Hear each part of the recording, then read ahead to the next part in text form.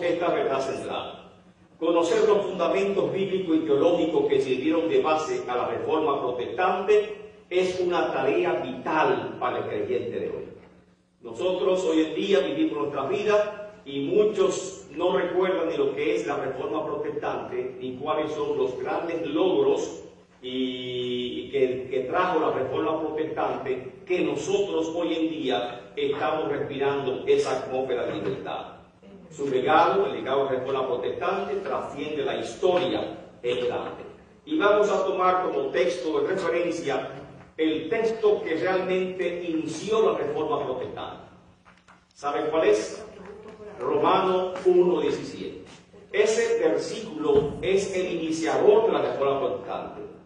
Tan pronto Lutero lo leyó y entendió el plan de Dios para él, fue transformado, fue cambiado en otra persona y ya no creía otra versión que le fuese presentada, sino simplemente creyó en la palabra de Dios.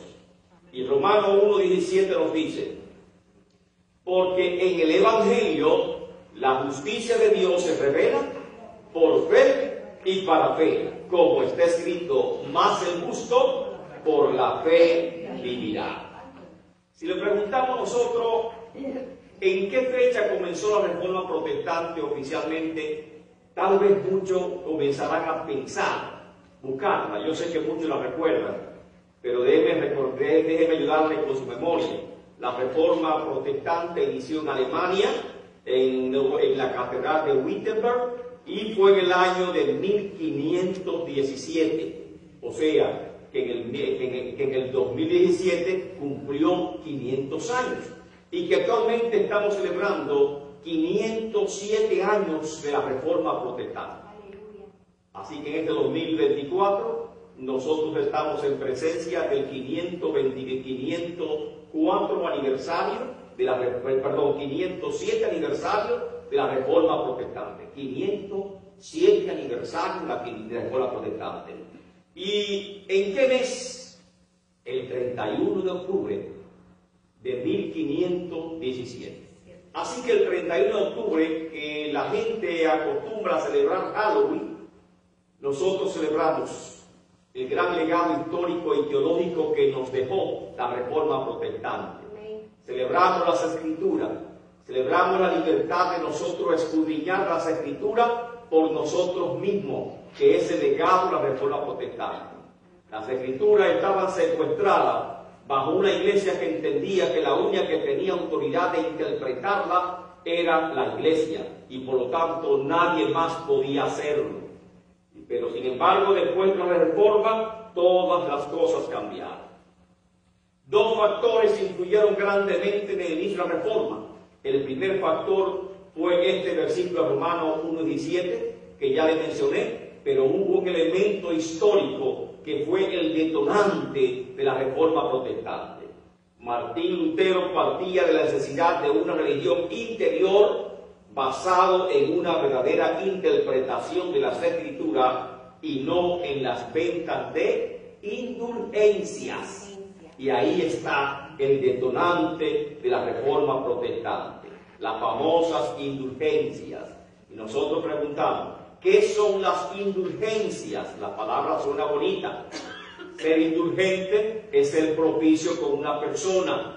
Cuando un juez es indulgente con un reo, entiendo que el juez va a buscar la forma de darle una pena mínima a esa persona porque fue indulgente y actuó con misericordia. Así que las indulgencias era un certificado firmado por el Papa de ese entonces, y en el certificado estaba garantizando que sus difuntos seres queridos iban a salir del purgatorio. Así que ahí estaba el gran predicador de indulgencia, que era Johann Texley, que él, cuando predicaba las indulgencias con una gran caravana que iba recorriendo toda Inglaterra, toda Europa en sentido general, hasta que llegó también a Alemania, predicando las indulgencias, porque el papado necesitaba recaudar una gran suma de dinero para la restauración de la Catedral de San Pedro. Y como había un proyecto grande, ambicioso, le hacían falta recursos económicos y se inventaron entonces, bueno, vamos a salvar a la gente. Amén. Así que vendamos indulgencia, y comenzaron a venderla. Entonces le decía, tan pronto como suena la moneda que cae en el cofre, el alma salta de inmediato fuera del purgatorio. Tremenda promoción. Tremenda promoción y tremendo vendedor también, por supuesto. Así que con esas palabras llegó a Wittenberg, que es la catedral la catedral de Inglaterra, y entonces Wittenberg también predicó su famoso discurso a favor de las indulgencias. La gente hacía filas, se alborotaba, porque lógicamente les reprochaba: oh almas adúlteras, ¿cómo van a dejar que vuestros padres, vuestros abuelos estén sufriendo en el purgatorio? Sáquenlo. Le rogaban que tuviesen misericordia por las almas que estaban en pena. Y entonces la gente se movía y buscaba sus pocos recursos para comprar indulgencia a favor de mi abuelito, de mi abuelita, de mi tatarabuelo. Y si no podía, porque era pobre, por lo menos le compraba aunque sea 100 años. ¿Verdad? Y de esta forma él entendía que las 20 indulgencias no eran bíblicas, estaban en contra de la palabra de Dios, y por lo tanto se levantó, y al levantarse escribió sus famosas 95 tesis. 95 tesis son los 95 argumentos por los cuales él no estaba de acuerdo con la venta de las indulgencias. 95 tesis. ¿Por qué no son bíblicas las indulgencias? ¿Por qué no es bíblico la adoración? Incluso entró en otros temas que también tocaba la fidelidad o la sumisión al Papa, la sumisión a la Iglesia, que era un asunto vital, y habló también de la libertad de los estados de tener su propia iglesia local, o su iglesia, diríamos, su iglesia local. Enojado, Lutero escribió 95 razones, le llamaron 95 tesis, por las cuales las indulgencias eran un error. Estas 95 tesis, como fueron llamadas, fueron clavadas en la puerta de la iglesia de Wittenberg, que a su vez era el boletín de noticias de la Universidad de Wittenberg. Óigase, ahí estaba. Pero hay cosas que no sé si ustedes entienden que son casualidad o que Dios obró, porque ya la imprenta se había inventado de Gutenberg, pero apenas la imprenta comenzaba a desarrollarse y necesitaba temas como la prensa para poder popularizarse, y siempre los impresores iban buscando información del boletín de la universidad o cualquier noticia para poder imprimirlo. Y cuando vieron 95 tesis de Lutero, dijeron: este es un buen material. Así que tomaron 95 tesis, comenzaron a imprimirla, y se regó las 95 tesis por toda Alemania. Y esto, lógicamente, no fue coincidencia, entendemos nosotros, sino que era parte del plan de Dios, que sean conocidas estos criterios de por qué razón en estas indulgencias eran un error. Esto, lógicamente, ponía a Lutero en confrontación con la Iglesia Católica y con el Papa, con los cardenales y con toda esa autoridad. Y a su príncipe protector también lo ponía un aprieto, porque él estaba bajo un príncipe protector que le rendía obediencia a la Iglesia Católica. Recuerde que estamos en los años en que se nos decía la cruz y la espada. ¿Cuál puede más? La espada es la espada de los príncipes para someter a los pueblos. ¿Cuál está más alta, la cruz o la espada?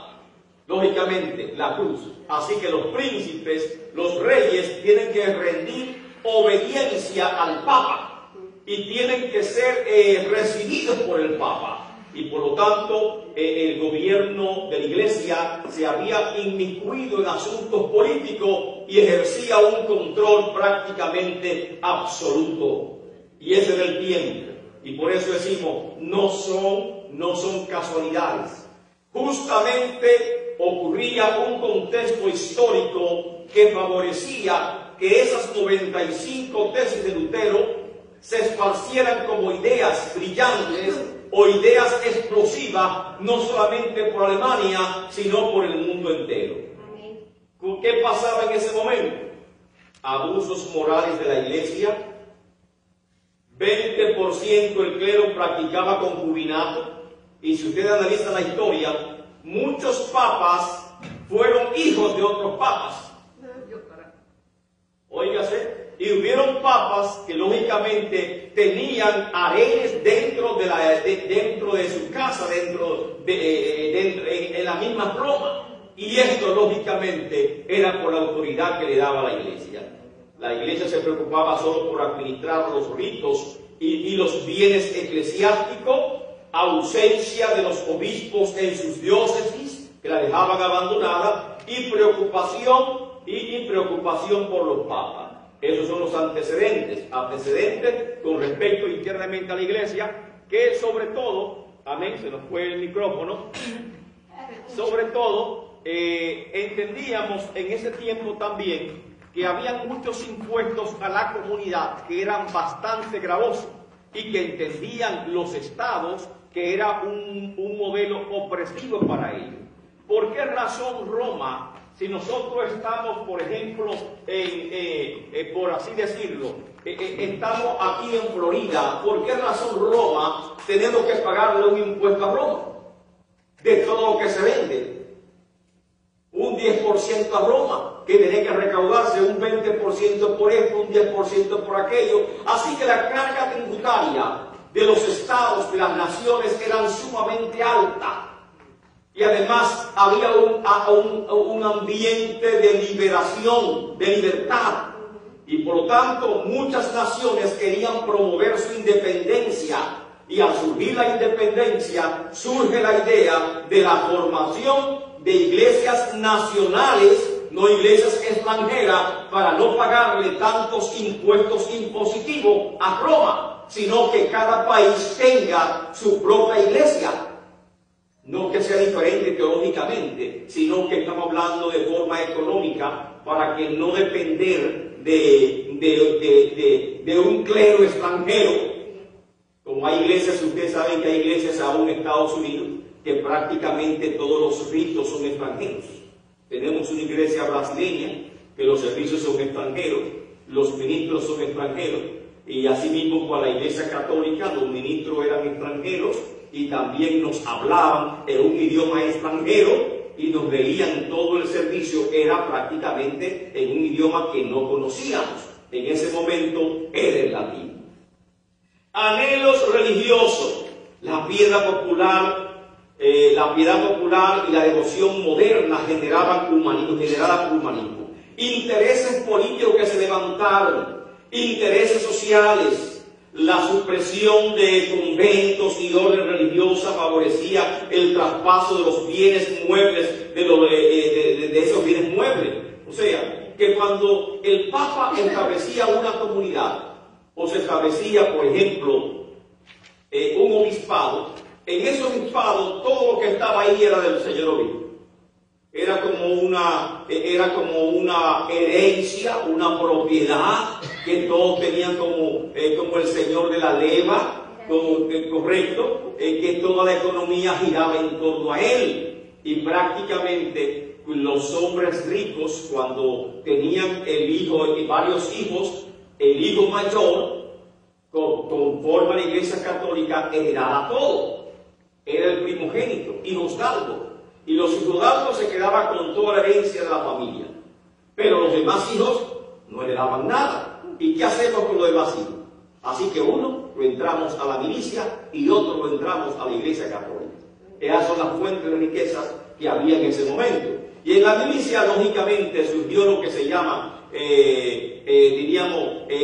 la compra de puestos en la iglesia católica. Así que los ricos le compraban un puesto a uno de sus hijos en la iglesia católica, que llamaba simonía. Y la simonía es un acto de corrupción, donde la iglesia católica vende al mejor postor un puesto eclesiástico para que el hijo, un segundón o un tercerón, no quede pobre, sino quede rico para siempre, y le vendía ese cargo a esa persona. Así que estaba la simonía y otros actos más de corrupción, y eso generaba descontento. mucho más que el clero no estaba bajo las leyes locales de cada país. El clero estaba por encima de las cortes locales, así que podía hacer cualquier cosa y prácticamente quedaba impune, porque las leyes no competían para él. Estaba en una jerarquía legal superior a cualquier ciudadano y cualquier acto no se podía acusar ante los tribunales.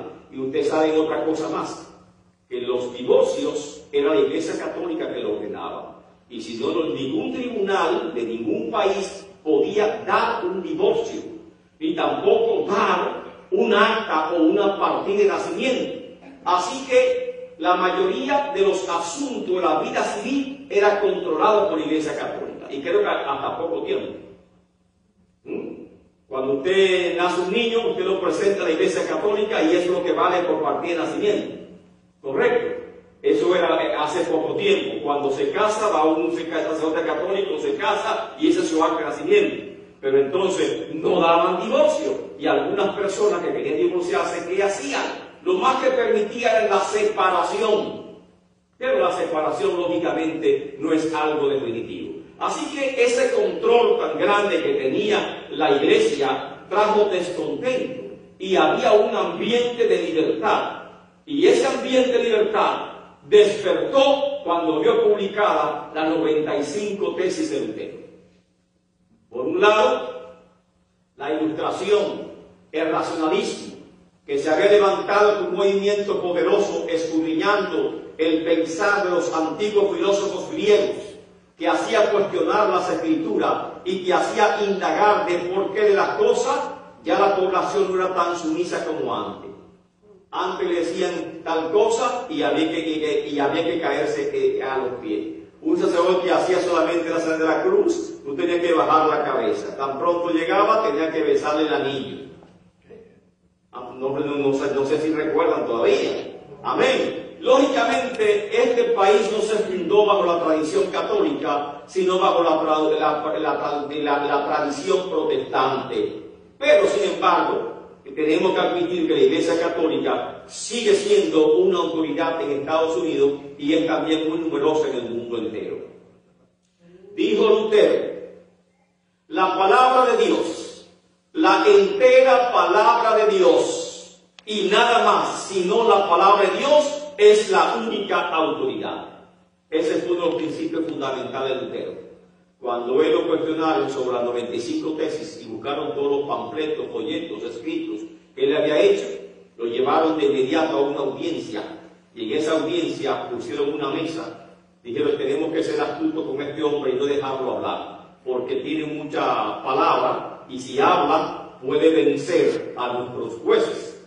Así que simplemente pusieron una mesa delante de él y pusieron todos los escritos de él frente a él.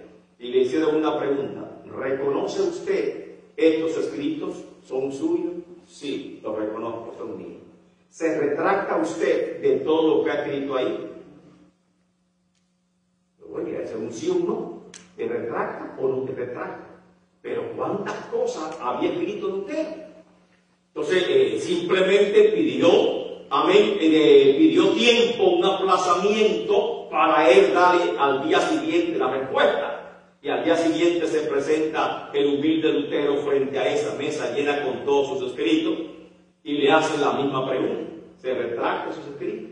Me retracto sobre todo de todo lo que esté contrario a las escrituras. Pero si algo hay que no es contrario a esa escritura, no me retracto. No sé qué usted cree, si fue una pregunta capicúa, una respuesta capicúa, o nos recuerda a Cristo, ¿verdad? Esta moneda, ¿quién es? ¿Es lícito pagar tributo a César? Cristo simplemente contestó, da al César lo que es de César y a Dios lo que es de Dios. Así que Lutero simplemente dijo, demuéstrenme el error que está en esos escritos y me retracto de ella. O sea, no es así, hay que debatir en qué estoy equivocado. Ellos querían debatir el debate y Lutero quería entrar en el debate para él precisamente encender el fuego aún más. Pero sí, lógicamente, no tenía la de ganar porque todos estaban compuestos.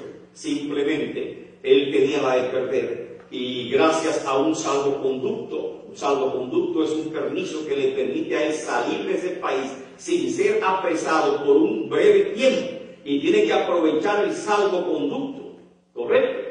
Los que andan sin pasaporte piden algo así como un salvoconducto para viajar de un país a otro y poder regresar. Y este es el salvoconducto que Lutero tenía. Nosotros queremos en esta noche hablarle de las 5 solas de la Reforma Protestante, que son bases bíblicas y teológicas de la Reforma Protestante. Ya vimos cómo comenzó la Reforma, cuáles son las causas de la Reforma. La parte histórica no vamos a verla en esta noche, es un estudio. Y como estudio queremos simplemente enfocarnos en los fundamentos teológicos de la Reforma Protestante. Se conocen como los 5 solas. Y creo que todo creyente debe aprenderlo. 5 solas. Sola Escritura, sola fe, sola gracia, solo Cristo, solo a Dios la gloria. Usted busca explicación y tal vez no satisface lo suficiente lo que va a encontrar en internet. Así que quiero ser un poquito más amplio para darles explicación desde el punto de vista bíblico, que nosotros así lo encontremos. Hermana Francia está por acá y vamos ya a conectar las ofrendas. Como ese también es un servicio, tenemos que ver la parte de servicio. Amén. Porque traer sus ofrendas con la hermana Francia. La primera sola Escritura, eso es latín. Isaías 8:20. Amén. Las 5 solas de la Reforma Protestante. ¿Qué significa sola Escritura? Vamos a ver. Sola Escritura es que solo la Escritura es la palabra revelada de Dios. Solo la Escritura es la palabra revelada de Dios. Y por lo tanto, para los reformadores, tenemos muchos textos bíblicos. Por ejemplo, 2 Timoteo 3, 16 y 17. Toda la Escritura es inspirada por Dios y útil para enseñar, para redarguir, para corregir, para instruir en justicia, a fin de que el hombre de Dios sea perfecto, enteramente preparado para toda buena obra. Segunda de Pedro 1, 20 al 21, nos dice: entendiendo primero esto, que ninguna profecía de la Escritura es de interpretación privada, porque nunca la profecía fue traída por voluntad humana, sino que los santos hombres de Dios hablaron siendo inspirados, guiados por el Espíritu Santo del Señor. Y por lo tanto, ¿a qué tenemos que obedecer? Y esa misma pregunta se le hicieron a Pedro. Pedro, le incominaron, lo latigaron, lo encarcelaron y le dijeron, lo amenazaron: no prediquen más en ese nombre. Y Pedro 2 veces dio la misma respuesta: juzguen ustedes si no es mejor obedecer a Dios antes que a los hombres. ¿Correcto? O sea, la Escritura está por encima de lo que nosotros podamos opinar.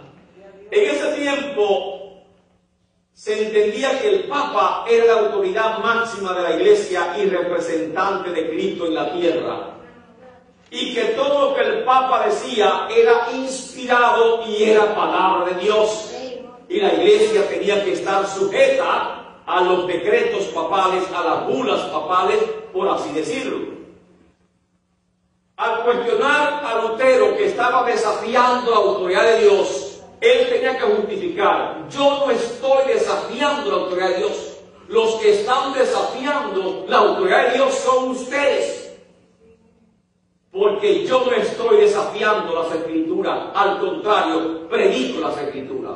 La autoridad no es la Iglesia Católica Apostólica Romana, no es el Papa, no son los cardenales. La autoridad que nos guía a nosotros es la palabra de Dios. Por lo tanto, este principio sobre Escritura, ¿qué significaba en ese contexto de la Reforma? Cualquier iglesia o religión que no tenga la Biblia es falsa. Cualquier iglesia o religión que además de la Biblia tenga otro libro como inspirado es también falso. Y cualquier persona que se coloque en lugar de la Biblia es también falso. Eso es sencillo. Y estos principios de la Reforma Protestante nos sirven también a nosotros para saber cuál es la iglesia verdadera. Amén. Usted quiere saber cuál es la iglesia verdadera porque hay mucha confusión. ¿En quién creer? Siga los principios de la Reforma Protestante. Primer principio, sola Escritura. ¿Qué significa? Solamente las Escrituras es la palabra inspirada de Dios. En la iglesia que no tenga las Escrituras como regla infalible de fe, ¿qué me dicen? ¿Es que? Falsa. Y si además de las Escrituras, además de la Biblia, junto con la Biblia, tiene otro libro como inspirado. ¿Conocen ustedes alguna iglesia que tiene otro libro inspirado? Sí, la misma iglesia católica tiene lógicamente todos los decretos y bulas papales como inspirados. Todo lo que dice el Papa es inspirado. Correcto.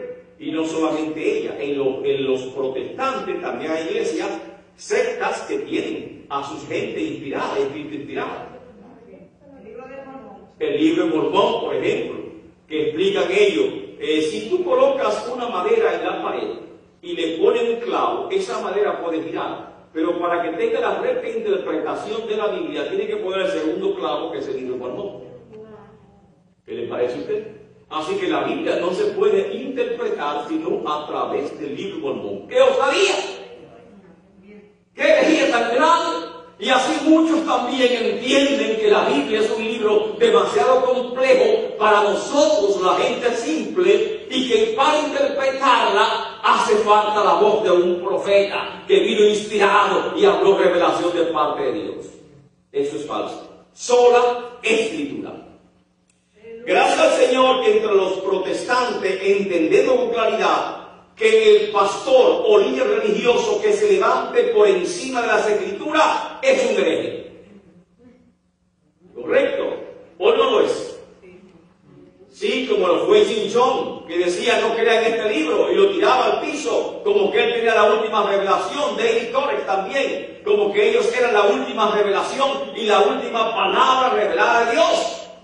Todas esas personas que se levanten tirando por el piso las Escrituras son herejes, son falsos y tenemos que descalificarlos tajantemente. Así que si usted está en una iglesia que no tiene la Biblia, escuche lo que dice Apocalipsis 18. Salid en medio de ellos, pueblo mío. Salid en medio de ellos. Y si está en una iglesia que además de la Biblia tiene otro libro como inspirado, también salga, porque no es correcto. Amén. Solo la Escritura, ¿qué nos dice a nosotros? Solo las Escrituras libertan al hombre, y esa es la prueba de que la Escritura es inspirada, porque si la Escritura no transforma, no cambia, entonces no tiene poder. La inspiración se demostraba a través del efecto de las Escrituras en la vida de la iglesia. Amén. Entonces, ¿qué es que liberta? Lo que tú vas a predicar, y una alerta a los predicadores. No es por tu palabra que van a ser salvos, es por la palabra del Señor. Tú no puedes ir a predicar, a hacer campaña promoviéndote a ti. Debes promover a Cristo Jesús. No es tu palabra, tu razonamiento que vas a decir. Tienes que apoyarte, afianzarte en las Escrituras, porque es la Escritura que produce convicción y produce transformación. Juan 8:32. Y conoceréis la verdad, y la verdad os hará libre. ¿Y qué es la verdad? Tu palabra es la verdad. Gálatas 1:8. Mas si aún nosotros, o un ángel del cielo, os anuncia otro evangelio diferente del que hemos anunciado, amén. O sea, cualquier gente que venga predicando una cosa que no tenga Biblia, óigase, o hablando cosas que son contrarias a las Escrituras, que dice la Biblia, sea anatema. Amén. La verdad debe ser buscada. por los creyentes. Debe ser elegida por encima de cualquier libro o de cualquier supuesta revelación que la gente tenga. Y hay que tener cuidado porque estamos en una época de mucha revelación. Yo pensé que era en los 80, porque en los 80 se oía Jehová me dijo. Pero ahora nos pasamos del límite. Ahora hay apóstoles que están hablando en el nombre de Dios y que están decretando lo que Dios no ha dicho y lo que Dios no ha ordenado. Y hay que tener cuidado, porque ya se ha dicho que el canon no está cerrado, sino que está abierto a nuevas revelaciones. Y ellos entienden como que esa autoridad apostólica puede estar en algunos de ellos para hablar de revelación. Y estamos en una época de mucha confusión. Por lo tanto, creo que el único norte, la única guía infalible es la palabra de Dios. ¿Qué dice? Que alumbra cual antorcha en lugar oscuro. Y estamos en una época oscura. Y en esta época oscura, lo único que alumbra nuestra vida, el conocimiento, es la palabra del Señor. Todo creyente debe recibir la verdad. Únicamente la verdad. Merece que se le predique la verdad. Así que si usted está en una iglesia, una congregación, que no se le predica ni se le enseña la verdad, ¿qué hace usted? Amén. Y debe también, como manda la Biblia, contender ardientemente por la verdad. 1 Pedro 3:15. Si no, santificad a Dios, el Señor, en vuestro corazón. Y está siempre preparados ¿para qué? Para presentar defensa con mansedumbre y reverencia ante todo el que os demande razón. Amén. O sea, la Biblia nos mandó a ser discípulos. Y el discípulo, cuando le dice una cosa que está contra la Biblia, de una vez no se queda callado, le responde. Amén. Lo sabían. El discípulo sabe Biblia. El discípulo conoce las Escrituras, usa las Escrituras y sabe defenderse con la Biblia.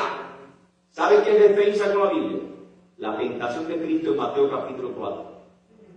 Satanás, cuando tuvo hambre, le dijo: si eres hijo de Dios, di que esta piedra se convierte en pan, porque está escrito. Oiga, puso la palabra, está escrito. ¿Y qué le respondió? Amén. No, amén. No solo de pan vivirá el hombre. No solo de pan vivirá el hombre, sino de toda palabra de Dios. Y siempre necesitaba torcidamente las Escrituras. Y sabía cómo defenderse. Y eso Dios quiere que nosotros tengamos la habilidad de defendernos ante las astucias del enemigo. Usemos las Escrituras. Judas 1:3. Me ha sido necesario escribirlo, exhortándoos. ¿Por qué me fue necesario? Porque no lo están haciendo. Exhortándoos que contendáis ardientemente por la fe que ha sido una vez dada a los santos. Esa fe no fue dada por los apóstoles de Cristo. ¿Cuánto eran? 12, 11, se quedó con 11. No fue dada por Cristo Jesús. Amén. Y dice la Biblia que esta iglesia está, Cristo en la roca, y sobre esa roca es edificada la iglesia, y también habla de los fundamentos, bajo el fundamento de los apóstoles. Guardar la palabra tiene grandes promesas, y por lo tanto nosotros tenemos que tomar esas promesas en la Biblia. Lucas 11:28, él dijo: antes, bienaventurados los que oyen la palabra de Dios y la guardan. Porque dijeron: bienaventurados los pechos que mamaste. O sea, bienaventurada tu madre. Oye, tú eres un gran hijo. Bienaventurada tu madre. Digo, no. Más bienaventurado es aquel. Los que creen en María, discúlpenme. Amén. Porque estaba refiriendo a María. Bienaventurada es ella que te dio a luz. ¿Qué dijo Cristo? Más bienaventurado es aquellos que oyen la palabra de Dios y la guardan. Santiago 1:25. Mas el que mira atentamente a la perfecta ley, la libertad, y persevera en ella, no siendo oidor olvidadizo, sino hacedor de la obra, este será bienaventurado en lo que hace. Apocalipsis 1:3. Bienaventurado el que lee, los que oyen y los que guardan las palabras de esta profecía, porque el tiempo está cerca. Así que ese es primer sola escritura. Está lindo, ¿verdad? Y aprendemos mucho eso de la Escritura. Amén.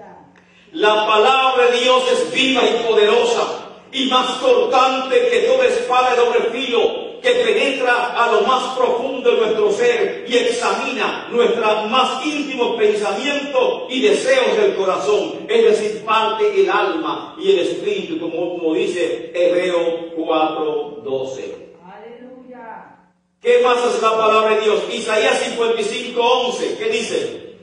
Mi palabra que sale de mi boca no volverá a mí vacía, sin haber realizado o haber hecho lo que deseo y logrado el propósito para el cual yo la envié. Isaías 55:11. Jeremías 23:29, ¿qué me dice?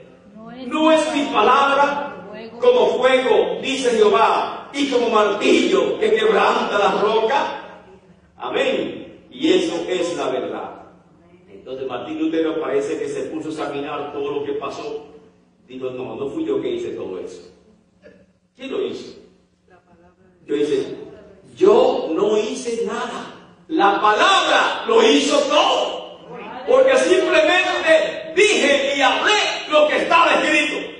La palabra lo hizo todo. Amén. Y creo que también nosotros tenemos que saber esto. Es la palabra que hace todo.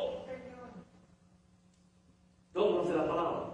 Cuando usted va, por ejemplo, a reprender un espíritu inmundo, no en el nombre suyo, ¿verdad? No en el nombre del apóstol, en el nombre del apóstol fulano de tal, yo te reprendo. No. Aleluya. ¿Y cómo usted lo reprende? En el nombre de Cristo. De Cristo. Es por la palabra de Dios que va a salir. Amén. Así que entendamos eso. Segundo, sola fide, sola fe. Óigase, este también es poderoso. Amén. Y este es precisamente la base de la reforma protestante que inició con Romanos 1:17, que dice, mas el justo por la fe vivirá. Aleluya. Sola fide, el justo por la fe vivirá. Sola fide significa justificado solo por la fe. Así que Martín Lutero vivió en carne propia su desesperación por el pecado, por lo cual se ocasionó graves daños en su cuerpo, en su salud, que aún después de él ser convertido a Dios de verdad, se arrepintió de todas las cosas que había hecho. Tenían el látigo, famoso látigo, para darse las espaldas como una penitencia. Así que tenía la espalda toda desbaratada de tantas veces que se con el látigo. Para mortificar la carne, salía en pleno invierno desnudo afuera para que el frío matara la carne, y tenían que entrarlo desmayado para que no se muriese en el frío. Hambre, ayuno, penitencia, todo porque él se sentía pecador y quería que buscar la forma de no sentirse así para que la justicia de Dios cayera sobre él. Wow, el texto que más le mortificaba, amén, tal vez San Martín Lutero era romano, pero el 1:17, no 17, sino romano, más adelante que nos dice, Romano 1:18, porque la ira de Dios se revela desde el cielo contra toda impiedad e injusticia de los hombres que detienen la verdad. La ira de Dios lo más temido. ¿Cómo yo quito la ira de Dios de mí? Y su mentor veía la mortificación del pobre Lutero y que nada le mandaba leer el libro, léete este libro, léete aquel, a 5 rezos, a 3 Ave María, y que va por más Ave María y rezo que hace Lutero, siempre se sentía sucio, culpable y pecador. No sentía la paz, el gozo de la salvación, no lo sentía en su alma. Algo le faltaba a Lutero. Así que por último le dijo su mentor, vete, haz una procesión a Roma. Y ahí cuando tú veas y suba por las escalinatas de San Pedro y beses la mano del Papa, tú sí verás la gloria de Dios y vas a sentir el perdón de Dios que llega a tu vida. Dijo Lutero, esa es mi única esperanza, voy para Roma. Y corrió para Roma. Pero de Roma, ¿no? ¿Usted qué pasó? ¿Usted qué ve? La corrupción del clero. Wow, es como usted dice, ¿cuál es Israel? Y que el que llegue a Israel le ponen una gorra rica, se la están vendiendo, una cosa, piedrita santa, cosa de unción, aceite unción, que esto, que lo otro, que la cruz de Cristo, 20.000 cosas y dice acá, pero esto es un negocio. Yo vine a un lugar santo de recreación, de meditación. Usted pensó que se iba a encontrar con meditación trascendental o algo así. No, nada. Amén, nada de eso. Oración, no, nada. Es comercio. ¿Por qué? Porque lamentablemente es el principal rubro de la economía de Israel. Así que uno a veces se decepcionan y hay creyentes que van y llegan impíos. Y eso le pasó a usted, que fue a Roma y llegó impío. Rebelde. ¿Por qué? Porque salió lógicamente asqueado de Roma y salió completamente decepcionado. Y ahí fue que se encontró con Romanos 1:17. Porque en el Evangelio la justicia de Dios se revela por fe y para fe, como está escrito, mas el justo por la fe vivirá. Y entendió por fin, se le abrió la mente. Solamente debo aceptar la justicia de Cristo.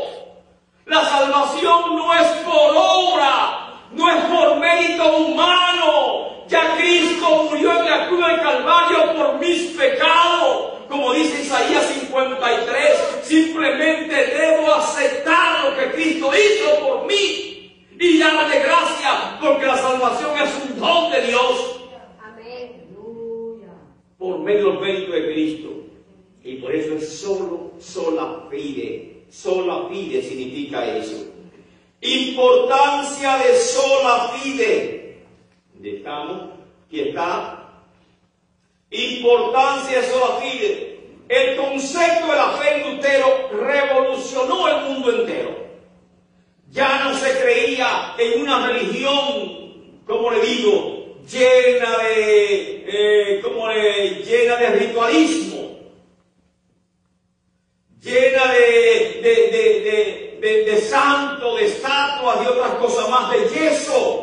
Ahora Dios exigía una religión personal de aquí del corazón. Porque Dios es espíritu y busca personas que le adoren en espíritu y verdad. Eso se opone a las imágenes, se opone a muchos conceptos. Así que sola fide revolucionó el mundo. Pronto entendió que la venta de indulgencias que eran vendidas por Roma era un engaño, una mentira, por lo cual escribió su 95 tesis. Lo que más temía Lutero era que la ira de Dios estuviera sobre él, y por lo tanto cuando encontró a Romanos 17 se llenó de esperanza y fue transformado en otra persona. Naturaleza de sola fide es salvífica. Sola fide significa que cualquier iglesia o religión que enseñe otro medio de salvación distinto a la fe es falsa. ¿Eso qué significa? Sola fide, lo único que yo necesito para ser salvo, ¿qué es? Las buenas obras, comprar una urgencia, hacer procesión, hacer penitencia, caminar en rodillas con un blog en la cabeza, usar saquitos de chanchan, ¿cómo le llaman ahora? Los saquitos negros para usted, silicio, ponerme en silicio, doblarme en ayuno de 30 días, de 5 días, para alcanzar la salvación. Porque muchas veces nosotros nos confundimos como los puritanos, que creían, aunque entendían que era por la fe, enseñaban las obras como base de salvación, que si tú no haces mucho sacrificio, no eres salvo. Estamos como los monjes que viven en cuevas, que viven en lodo, que cogen su cuerpo y se puyan y se pasan agujas por su cuerpo para mortificar su cuerpo. O como los mismos católicos que tenían unas bandas metálicas que se las ponían en las piernas con pullas para mortificarse el cuerpo y la iban apretando para que se vayan clavando más, para sentir el dolor. Porque había que mortificar la carne. Y si le van apretando más, y usted veía que se retrocían y seguían caminando y ya corrían y seguían porque querían ganarse el cielo. El cielo no te lo va a ganar con obra, por tus méritos. ¿Qué dice la Biblia en Apocalipsis capítulo 4, capítulo 5, que especialmente? ¿Quién es digno de tomar el rollo? Solamente Cristo era digno, nadie fue digno, ni en el cielo ni en la tierra. Y por eso dice la Biblia, amén, que le dio un nombre que es sobre todo nombre, para que toda persona en el cielo, en la tierra y debajo de la tierra, los que están muertos aún, confiesen que Jesucristo es el Señor. Y esa es la única salvación, solo la pide. Romanos 10, 9 al 13. Esta es la palabra de fe que predicamos. Que si confesares con tu boca que Jesús es el Señor y creyeres en tu corazón que Dios levantó los muertos, serás salvo. Porque con el corazón se cree para justicia, mas con la boca se confiesa para salvación. Pues la Escritura dice, todo el en él creyere, oiga, creyere en él, no será avergonzado. Hebreos 11:6. Pero sin fe es imposible agradar a Dios. Amén. Porque es necesario que el que se acerca a Dios crea que le hay, que está ahí, que le existe. Amén. Y que es galardonador de los que le buscan.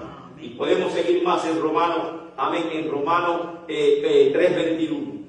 Pero ahora, aparte de la ley, se ha manifestado la justicia de Dios, testificada por la ley y por los profetas. La justicia de Dios por medio de ¿qué? De la fe en Jesucristo para todos los que creen en Él. Porque no hay diferencia. Por cuanto todos pecaron y están destituidos de la gloria de Dios, siendo justificados gratuitamente por su gracia mediante la redención que es en Cristo Jesús. Efesios 2, 8 y 9. ¿Qué nos dice? Porque por gracia sois salvos, por medio de la fe, y esto no de vosotros, pues es don de Dios. Así que si usted pensó, si usted está haciendo un ayuno de 30 días para ser salvo, esté equivocado. No lo haga. Usted ayuda, pero no para ser salvo. Usted ayuda porque ya es salvo. Amén. Si da limosna, si da a los pobres para ser salvo, no lo haga. Usted lo hace porque ya es salvo, no para ser salvo. La salvación no se compra, no tiene precio, no es por mérito, no es por obra. Amén. Así que no nos confundamos. Amén. Proverbios 17. Así que la fe, Romanos 17. Así que la fe es por el oír y el oír por la palabra de Dios. Ahí terminamos la segunda sola. Espero que no dé tiempo. Sí, no da tiempo. Vamos a ir más rápido. Porque yo me entusiasmo y como que sigo, ¿verdad? Vamos a ver si cortamos. Sola gratia. Latín, gratia. Sola gratia, ¿qué significa? Solamente la gracia. Amén, ahí está. Solo gratia. Justificado por la gracia de Dios. Así que hay dos cosas que tienen que estar juntos para ser salvos. Primero, la fe en Cristo. Pero esa fe nos llega a nosotros. Y Cristo viene a nosotros. ¿Por qué? Por la gracia de Dios. Amén. El concepto de gracia fue uno de los pilares de la Reforma Protestante, basado en Efesios 2:8. Porque por gracia sois salvos por medio de la fe. Y ahí estaba la gran discusión entre Lutero y Calvino. Lutero decía por fe, ahí él dijo por fe y por gracia, decía Lutero. Calvino decía no, por gracia. Amén. ¿Y qué usted cree? Eso no significa nada, ¿verdad que no? Sí, si es por gracia significa que yo puedo hacer lo que yo quiera y como quiera soy salvo. Y ahí llegó, amén, salvo siempre salvo, la predestinación. Amén. Pero Lutero decía, por fe y por gracia, tú tienes que perseverar en la fe para ser salvo. La gracia de Dios te da el acceso a la salvación, pero tienes que perseverar en la fe para ser salvo. Si pensamos las dos cosas, yo estoy a favor de Lutero en este debate teológico. Amén. ¿Qué es la gracia? Es un don o favor inmerecido que habilita al pecador a venir a Cristo, renunciar a sus pecados. también permite que la salvación sea una realidad en el creyente. O sea que la gracia es dos cosas. Permite que, decían a otra discusión aquí entre Lutero y Calvino, Lutero decía que el pecado no nos deshabilitó completamente, no mató el libre albedrío, decía Lutero. Y Calvino decía que el pecado fue el arruinamiento absoluto del ser humano y por lo tanto eliminó el libre albedrío y que el hombre no tiene potestad para ir a Cristo y ser salvo. Y por eso es salvo por la gracia. O sea que él no hace nada, es pasivo. Ahí está la dos posturas otra vez. Amén. Entonces aquí nos dice que la gracia es un favor inmerecido de Dios que nos habilita, nos abre el camino para nosotros, aún en el pecado, venir a Cristo y ser salvo y entregar nuestras vidas a Él. Y creo que es así porque la Biblia dice que prediquemos el Evangelio. Y el que creyere será salvo. O sea que me dice a mí que debo aceptar el llamado de Cristo para yo ser salvo. No se me impone como una obligación, sino que se me da a elegir y yo debo elegir ser salvo. ¿Qué dice Juan 3:16? Porque de tal manera amó Dios al mundo que ha dado a su Hijo unigénito. ¿Para qué? Para que todo aquel que en Él cree, no se pierda. Oiga, debes creer en Cristo y es tu elección. Amén, cree en que Él cree, no se pierda, mas tenga la vida eterna. Entonces es la gracia de Dios, que abre el camino para que yo pueda ser salvo. Amén. ¿Cuántos tipos de gracia hay? Porque se hablan muchas gracias. Y como en la teología católica va a encontrar muchos tipos de gracia. La protestante también, la luterana también, la calvinista también. Pero en realidad hay una sola gracia, la gracia de Dios, pero hay muchas funciones de esa gracia y por eso tiene diferentes nombres. Ahí les traje brevemente todos los tipos de gracia que estuve investigando. La gracia común, que Dios haga salir el sol para todos, la conocen, que le llaman divina providencia. A buenos y malos Dios los ilumina con su sol. Amén. La gracia previniente es la que habilita al pecador para venir ante Cristo arrepentido y nos prepara para la conversión. Óigase, el pecador siente compulsión cuando está escuchando el mensaje de la palabra de Dios.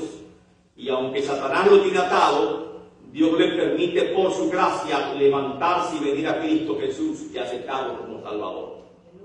Amén. Y que todas sus cargas sean quitadas. Gracia previniente le llamaron los teólogos. Gracia justificante, después que yo creí en Cristo, lo acepté, me convertí. Ahora, por gracia de Dios, viene la justificación a mi vida. Gracia santificante habilita al creyente a vivir una vida santa, piadosa. Oiga, no, o sea que fíjese cómo es la cosa. Tenemos que ver ahí en la santificación hay una parte que pone Dios, pero hay otra parte que tú debes poner. ¿Qué dice Pablo? Presentad vuestro cuerpo en sacrificio vivo, santo, agradable a Dios, que es vuestro culto racional. O sea que usted tiene que elegir a Cristo y a Dios. Tiene que permitirle que Él comience a obrar en tu corazón. Transformados por medio de la renovación de vuestro entendimiento e intelecto para que comprobáis cuál sea la buena voluntad de Dios, agradable y perfecto. O sea, tienes que permitirle a Dios que obre en tu corazón. Pero miren, les voy a decir otra cosa. La santificación es por obra. No. Usted tiene que consagrarse a Dios, someterse a Dios y Dios lo va a santificar. Mi trabajo es someterme a Dios. Mi trabajo es seguir la dirección del Espíritu Santo. Ese es mi trabajo. Que Él more en mí. No contristar al Espíritu de Dios. Ahora, si mi trabajo es la santificación, yo voy a estar atacando a las hermanas que usan arete, a las que se tiñen, a las que usan esto, a las que van a salón de belleza, a las que esto, lo otro, y la montan los pies con la tijera.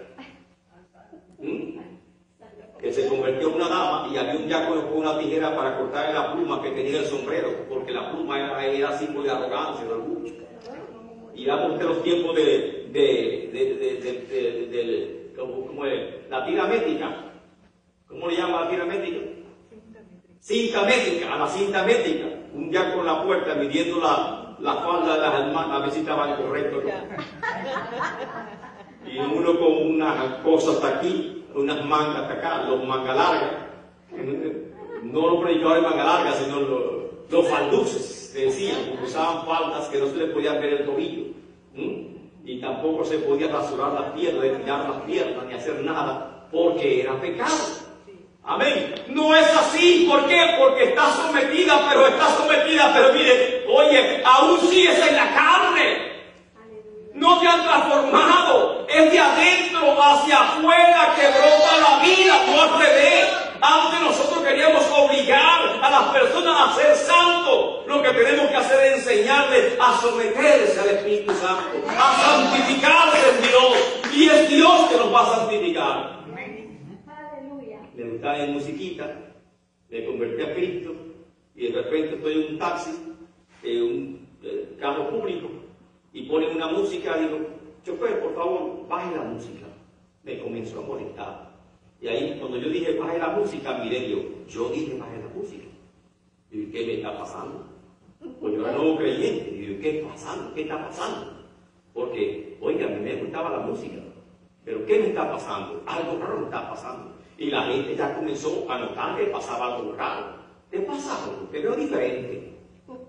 O sea, me está pasando algo, pero no sé qué es. Es que cuando yo comencé a entregar mi corazón a Cristo, Él comenzó a formar a Cristo en mi vida. Y mientras Él se formaba, el hombre viejo iba muriendo. Y eso es la santificación, un proceso de muerte del hombre viejo y un renacer del nuevo hombre, creado según Dios en santidad y justicia. Amén. Yo sé que no era el tema, pero ayudó. Amén. No era el tema, pero ayudó. Amén.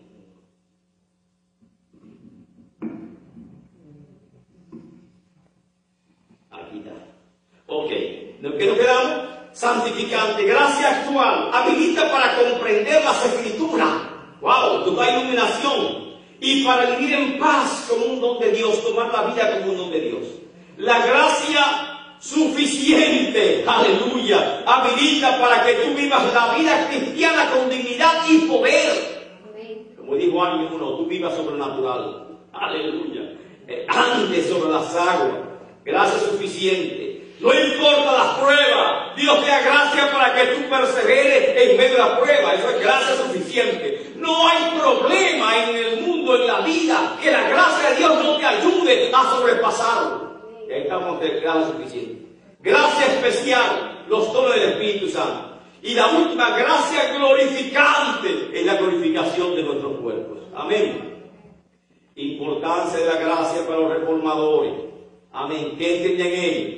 Para los reformadores significa el rechazo del sistema de salvación por obra, por méritos humanos o por medio del Papa. Romanos 3:24, Romanos 4, seguimos leyendo, pero vamos a avanzar porque, amén, se nos hace un poquito tarde. Solus Christus, latín. Amén. ¿Qué significa solus Christus? Solo Cristo salva, no hay otro medio de salvación. Las tensiones de Lutero con el clero católico fueron intensas. Le acusaron de desobediencia al Papa y por lo tanto de herejía, por no reconocer la autoridad del Papa en la tierra sobre la Iglesia de Cristo y como sucesor de San Pedro y legítimo representante de Cristo en la tierra. Pero para Lutero la Biblia es la única palabra infalible de Dios y no los decretos papales. Y Cristo es la única cabeza de la Iglesia, por lo cual no necesita que el Papa lo represente. Los creyentes debían, por lo tanto, sujeción y obediencia a Cristo directamente y a la palabra. Así que solus Christus es el principio que rechaza la autoridad del Papa sobre la Iglesia y sobre el mundo entero. ¿Cuál fue la importancia de solus Christus? Para los protestantes, solus Christus llega a significar que cualquier iglesia o religión que no tenga a Cristo es falsa. Y cualquier iglesia o religión que además de Cristo tenga a otro profeta como autoridad legítima es falsa. Cristo tiene que estar solo. En la transfiguración, ¿quién se aparecieron? ¿Quién se aparecieron en el monte de transfiguración? Monte Santo. Elías, Moisés y Cristo. ¿Y se fueron? Se fue Elías, se fue Moisés. ¿Quién quedó? Solo Jesús. Así que Cristo tiene que estar solo. Amén. Si tienen otro libertador, otro Mesías, otro Salvador, es falso. Hechos 4, 11 y 12. Este Jesús es la piedra reprobada por vosotros los edificadores, la cual ha venido a ser la cabeza del ángulo. Verso 12. ¿Qué me dice? ¿Quién me lo lee? En ningún otro hay salvación. Porque no hay otro nombre bajo el cielo dado a los hombres en que podamos ser salvos. Aleluya, en ningún otro hay salvación. No hay otro nombre dado debajo del cielo, o sea que no importa donde esté, puede estar en Rusia, Alemania, Inglaterra, Estados Unidos, América Latina, España, no sé dónde, Nicaragua, Argentina, Cuba, República Dominicana, es el cielo. No hay otro nombre debajo del cielo dado a los hombres en el cual podamos ser salvos. Romanos 10, 9, ¿qué me dice? ¿Qué debo confesar? Que Jesús es el Señor. Y creer en mi corazón. Amén. Correcto. Efesios 2, tenemos también Efesios 2, versos 10 y 11. ¿Qué me dice? Por lo cual Dios también le exaltó hasta lo sumo y le dio un nombre que es sobre todo nombre, para que en el nombre de Jesús se doble toda rodilla de los que están en los cielos y en la tierra y debajo de la tierra, y toda lengua confiese que Jesucristo es el Señor, para gloria de Dios el Padre. Efesios 1, 22 y 23. Y sometió todas las cosas bajo sus pies, y lo dio por cabeza sobre todas las cosas a la iglesia, la cual es su cuerpo, la plenitud de aquel que todo lo llena en todo. Amén. Cristo, solo Cristo, así que no hay ninguna confusión con él. La última soli Deo gloria. Usted diga, solo a Dios sea la gloria. Soli Deo gloria, solo a Dios sea la gloria. Los católicos hacen un juego de palabras. Dicen que solo Dios debe ser adorado, que es la muestra de profundo respeto. Pero enseñan la veneración de los santos. Que una cosa es la oración, eso se están salvando, ¿verdad? Y otra cosa es veneración. Así que le prenden vela, les rezan y tienen hasta la imagen de los santos en la iglesia, en el templo, y dicen que no lo están adorando. Y le rezan a los santos y dicen que no lo están adorando. Yo no entiendo el asunto. Y llaman al culto de María la hiperdulia. Dulia es adoración, hiper es grande. La gran adoración, hiperdulia, óigase eso, que según su credo, María es verdadera Madre de Dios. Óigase. Lutero y los reformadores se opusieron al culto a María y a la veneración de los santos, afirmando que solo Dios debe ser adorado y solo Dios debe ser venerado, como declaran las Escrituras. Y que cualquier adoración que no sea a Dios es errónea, es incorrecta. Y citan Éxodo 20, 3 y 4. ¿Qué dice Éxodo 23? No tendrás dioses ajenos delante de mí. No tendrás dioses ajenos. Continúe, varón. No te harás imagen ni ninguna semejanza de lo que esté arriba en el cielo, ni abajo en la tierra, ni en las aguas debajo de la tierra. Exacto. Éxodo, seguimos con el 5 y 6. No te inclinarás a ella, ni la honrarás, porque yo soy Jehová tu Dios, fuerte, celoso, que visito la maldad de los padres sobre los que Amén. hasta la tercera y la cuarta generación. O sea, Éxodo lo que me está diciendo, no tendrás dioses ajenos delante de mí. Lo que tú adoras es un Dios. No te harás imágenes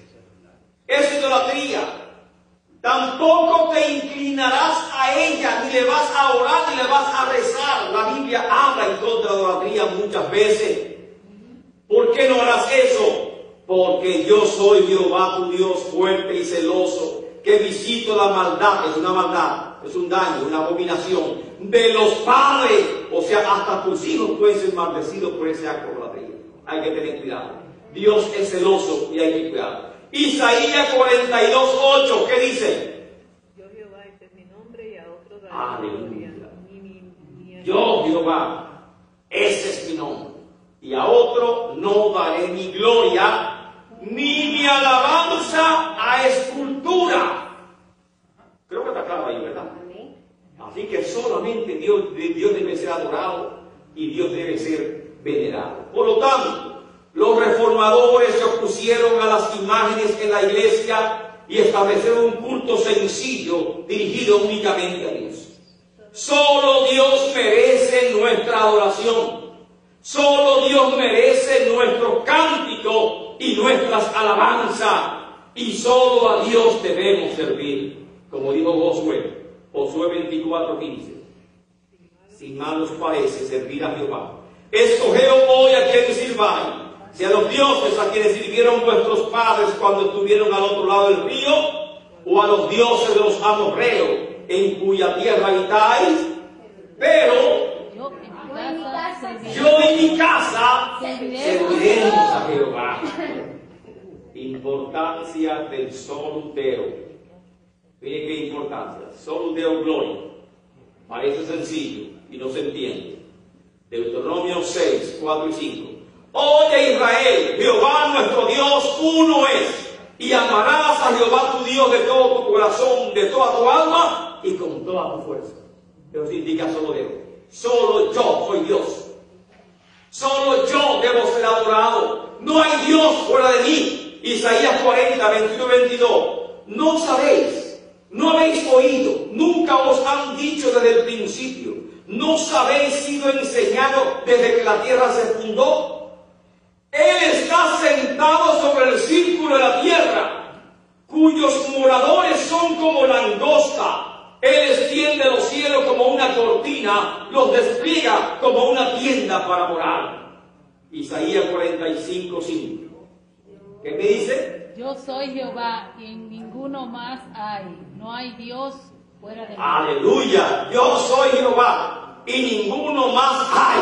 Así que no importa cómo se llame. San Pedro, que esté de tu lado, que tú eres un servidor. Recuerde que Juan, cuando vio Apocalipsis y ese ángel glorioso que se puso delante de él para traer revelación, se quiso inclinar ante el ángel. Y el ángel le dijo, no te inclines ante mí, porque yo soy consiervo tuyo. Adora a quién? Únicamente a Dios. Amén. Así que no te confundas. Yo soy Jehová y ninguno más hay. No hay Dios fuera de mí. Isaías 45:22. Mirad a mí, ser salvo todos los términos de la tierra, porque yo estoy. Aleluya. Mirad a mí y ser salvo todos los confines de la tierra. ¿Por qué? Yo soy Dios y no hay más. Porque yo soy Dios y no hay más.